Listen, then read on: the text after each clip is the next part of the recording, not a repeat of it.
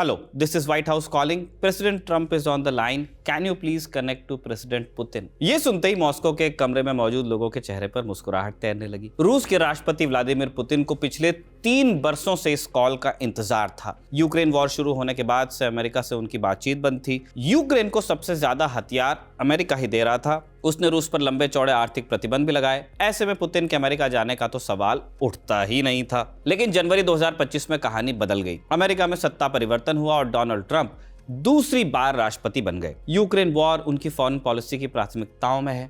चुनावी कैंपेन के दौरान उन्होंने कई बार कहा कि मैं एक दिन में यूक्रेन की जंग खत्म करवा दूंगा। अब ये जो एक दिन वाली बात थी वो थी तो अतिशयोक्ति, लेकिन उनके दावे में दम जरूर था। उन्होंने इसकी पहल भी कर दी है। 3 वर्षों में पहली बार किसी यूएस प्रेसिडेंट ने रशियन प्रेसिडेंट से बात की है। उन्होंने एक दूसरे के देश में दौरा करने का वादा भी कर लिया। उससे पहले पुतिन और ट्रंप सऊदी अरब में मुलाकात कर सकते हैं और साथ ही साथ दोनों नेताओं ने यूक्रेन जंग के दी एंड का खाका खींचने पर भी हामी भर दी है। पुतिन ट्रंप के फोन कॉल में और क्या क्या बातें हुई, रूस यूक्रेन वॉर का भविष्य क्या दिख रहा है और फोन कॉल के बाद यूरोप में हलचल क्यों है, आज के शो में हम इसी पर विस्तार से बात करने वाले। नमस्कार, स्वीकार कीजिए निखिल का ये खबरगांव है। आप हमारा डेली इंटरनेशनल बुलेटिन राजदूत देख रहे हैं, जहां आज बात होगी पुतिन और ट्रंप के फोन कॉल की।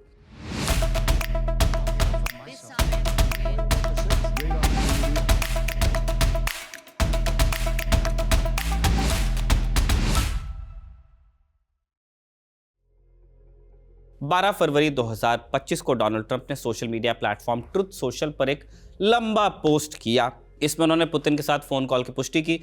इस कॉल का फोकस यूक्रेन वॉर पर था। यूक्रेन वॉर को लेकर और क्या क्या बात हुई। बकौल ट्रंप, वो और पुतिन रूस यूक्रेन जंग में हो रही मौतों को रोकने पर सहमत हैं। दोनों नेताओं ने तत्काल प्रभाव से नेगोशिएशन शुरू करने पर भी रजामंदी दी। ट्रंप ने अपने विदेश मंत्री Marco Rubio, CIA director John Ratcliffe, NSA Michael Waltz और विशेष दूत स्टीव विटकॉफ को नेगोशिएशन के लिए चुन लिया है। विटकॉफ को ट्रंप ने इजरायल हमास युद्ध विराम समझौते के लिए भी भेजा था। पुतिन ट्रंप फोन कॉल से पहले विटकॉफ मॉस्को गए थे। वहां उन्होंने एक अमेरिकी टीचर मार्क फोगल की रिहाई को सुनिश्चित करवाया। उन्हें अगस्त 2021 में मॉस्को में गिरफ्तार किया गया था। उन पर लगाया गया था जासूसी का आरोप और 14 बरस की सजा भी सुनाई गई थी। उनकी रिहाई के लिए ट्रंप ने पुतिन को शुक्रिया कहा। इसे रिश्तों में सुधार की कोशिश के तौर पर देखा गया। फोगल के बदले अमेरिका ने रूसी नागरिक अलेक्जेंडर विनिक को रिहा किया। विनिक पर 35,000 करोड़ रुपए के गबन का इल्जाम है। 2024 में उसने अपना गुनाह कबूल कर लिया था और उसे 20 बरस तक की सजा हो सकती थी। ट्रंप ने आगे लिखा कि मैं थोड़ी देर में यूक्रेन के राष्ट्रपति वोलोदिमीर ज़ेलेंस्की से बात करने वाला हूं। उनको पुतिन से हुई बातचीत के बारे में भी बताऊंगा। कुछ समय बाद ट्रंप ने दूसरा पोस्ट भी किया। इसमें ज़ेलेंस्की से हुई बातचीत का ब्यौरा था। उन्होंने लिखा या लिखवाया, ज़ेलेंस्की के साथ अच्छी बातचीत हुई।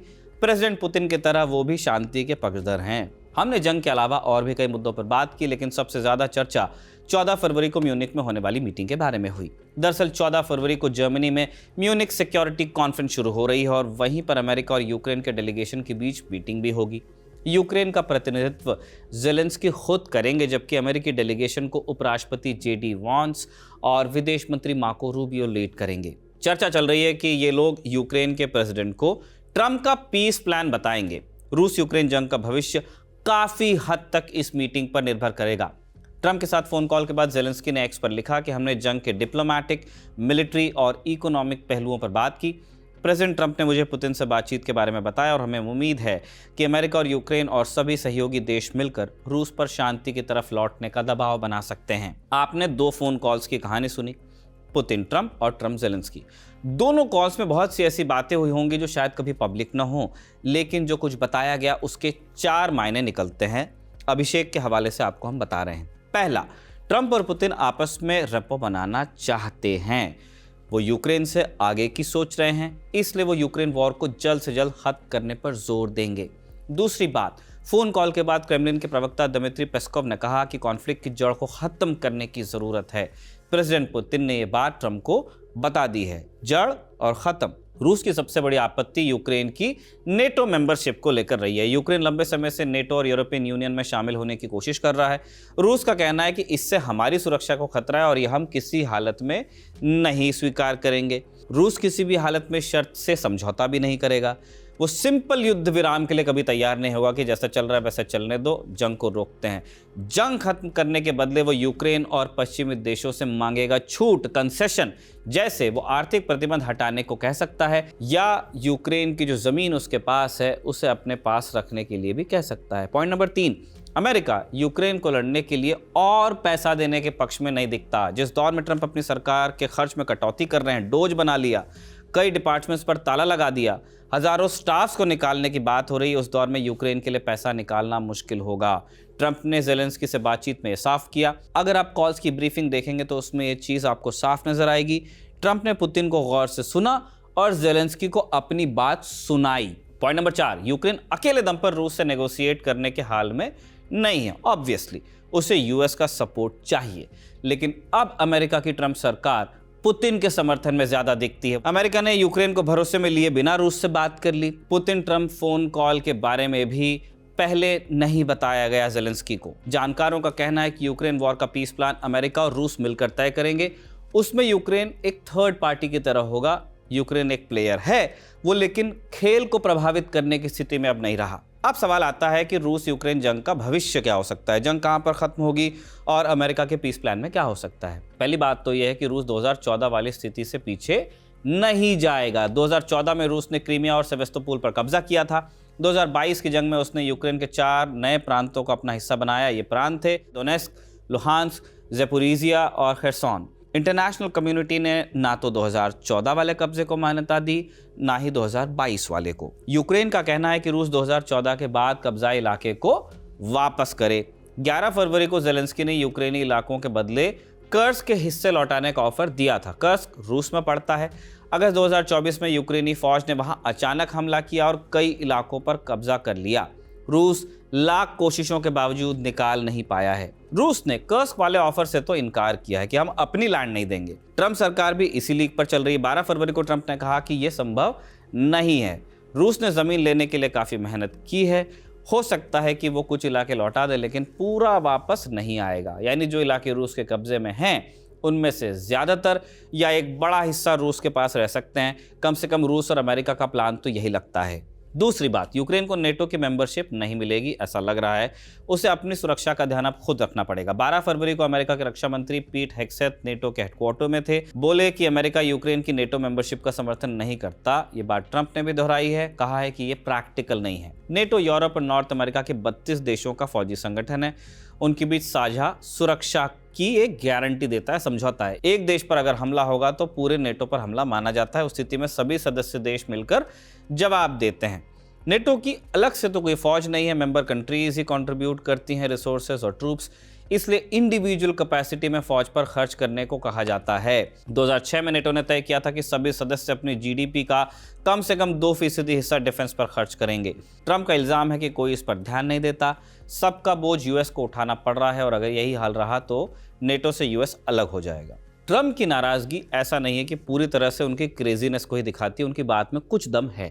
2014 में सिर्फ 3 देश अपनी जीडीपी का 2% डिफेंस पर खर्च कर रहे थे। ट्रंप के पहले कार्यकाल के अंत में यह संख्या 9 तक पहुंची। फिर 2024 में 23 देशों ने इस मानक को पूरा किया, लेकिन दूसरा चुनाव जीतने के बाद ट्रंप ने बार ऊंचा कर दिया। उन्होंने कहा कि सदस्य देशों को कम से कम 5% डिफेंस के लिए देना होगा। अब बात ऐसी है कि इतना खर्च यूएस भी नहीं कर सकता, नहीं करेगा। उसका डिफेंस पर खर्चा लगभग 3.5% है, लेकिन उसकी जीडीपी दुनिया में सबसे बड़ी है और उस लिहाज से उसका डिफेंस एक्सपेंडिचर दुनिया में सबसे ज्यादा है। कहने का मतलब यह कि अमेरिका के सपोर्ट के बिना यूक्रेन नेटो में शामिल नहीं हो पाएगा और अगर अमेरिका नेटो से अलग हुआ तो नेटो इतना कमजोर हो जाएगा कि उसका कोई मतलब नहीं बचेगा, पॉइंटलेस हो जाएगा। इसलिए ट्रंप के स्टेटमेंट को यूक्रेन के लिए एक फाइनल कॉल की तरह देखा जा रहा है। अब आपको यह भी जानना चाहिए वैसे कि नेटो के साथ साथ अमेरिका के ये पुराने वादों से कुछ उलट बात है। जुलाई 2024 में वॉशिंगटन में नेटो की 75वीं सालगिरह मनाई गई। उसमें ज़ेलेंस्की भी आए थे।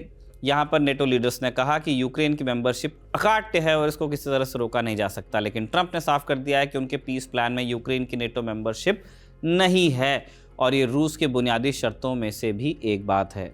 एक और बिंदु है, वोलोदिमीर ज़ेलेंस्की का पॉलिटिकल फ्यूचर अब दांव पर आ गया है। ज़ेलेंस्की 2019 से राष्ट्रपति की कुर्सी में है। 2024 में कार्यकाल खत्म हुआ, लेकिन मार्शल लॉ का हवाला देकर चुनाव टाला गया। जेलेंस्की पर चुनाव कराने का दबाव है कि जंग तो चलती ही रहेगी, कि आप कभी इलेक्शंस नहीं कराएंगे। पुतिन की उनसे निजी दुश्मनी सी हो गई है। उन्होंने जेलेंस्की की लेजिटिमेसी पर ही सवाल खड़े किए थे और चर्चा है कि ट्रंप के पीस प्लान में जेलेंस्की को कुर्सी छोड़ने के लिए भी कहा जा सकता है।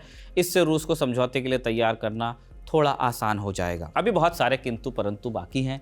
जंग का अंत भी नज़दीक है, लेकिन कितना नज़दीक है ये दावे से नहीं कहा जा सकता है। मानव कौल ने कहा कि बहुत दूर कितना दूर होता है, तो यहाँ पे ये बात है कि बहुत नज़दीक कितना नज़दीक होता है। इस जंग के और भी कई पहलू हैं जिन्हें नज़रअंदाज नहीं किया जा सकता, जैसे कि यूरोप। पुतिन ट्रंप कॉल से यूरोप के देश बहुत खुश नहीं दिख रहे। उनका कहना है कि इस तरह की बातचीत में तो यूरोप को भी शामिल किया जाना था, जंग वहीं लड़ी जा रही है। ब्रिटेन ने कहा है कि कोई भी पीस डील यूक्रेन को भरोसे में लिए बिना नहीं हो पाएगी। जर्मनी ने तो ये भी कहा कि ट्रंप ने पुतिन के आगे घुटने टेक दिए। अगर अमेरिका यूक्रेन को मदद देने से हाथ खींच लेता है तो यूरोप के देश सपोर्ट बढ़ा सकते हैं इन थेरी, लेकिन खुद जेलेंस्की ये मानते हैं कि अमेरिका के बिना यूरोप यूक्रेन की रक्षा नहीं कर पाएगा। अपार्ट फ्रॉम वेस्ट, सबसे बड़ा पक्ष है रूस का। उसकी मंशा और उसका लालच सबसे ज़्यादा मैटर करेंगे, क्योंकि वहीं से जंग शुरू हुई है। अगर रूस की सहूलियत का ध्यान रखा गया तो यूक्रेन को ये डील पड़ेगी भारी। अगर यूक्रेन का ध्यान रखा गया तो रूस को भारी पड़ेगा। पलड़ा बराबर तो नहीं रह पाएगा और रूस अपना पलड़ा नीचे देखना भी नहीं चाहेगा। ट्रंप ने इशारों में उसको ये ऑफर दे भी दिया है। क्या यूक्रेन, यूरोप और अमेरिका के बाकी सहयोगी देश इस सब के लिए तैयार होंगे, ये देखने वाली बात होगी। पुतिन ट्रंप के फोन कॉल वाला अध्याय यहीं पर समाप्त कर रहे हैं। बोनस खबरों की बारी। पहली खबर यूएस से ही है। प्रधानमंत्री नरेंद्र मोदी अमेरिका पहुंच गए हैं। 12 फरवरी को उन्होंने director of national intelligence Tulsi Gabbard से मुलाकात की। 13 फरवरी को उनका प्रेसिडेंट ट्रंप और एलन मस्क से मिलने का कार्यक्रम है। ट्रंप से मीटिंग में टैरिफ, अवैध प्रवासियों, बायलैटरल ट्रेड और डिफेंस का मुद्दा फोकस में रहेगा। इसके बारे में हम राजदूत में बता चुके हैं। एपिसोड का लिंक आपको मिल जाएगा। जब तक हम राजदूत का ये एपिसोड रिकॉर्ड कर रहे थे तब तक इस मीटिंग के शुरू होने की खबर नहीं आई थी। दूसरी खबर इजराइल हमास वॉर से जुड़ी है। हमास इजरायली बंधकों की रिहाई जारी रखने को तैयार हो गया है। काहिरा में मिस्र और कतर के मध्यस्थों की मीटिंग के बाद हमास ने ऐलान किया।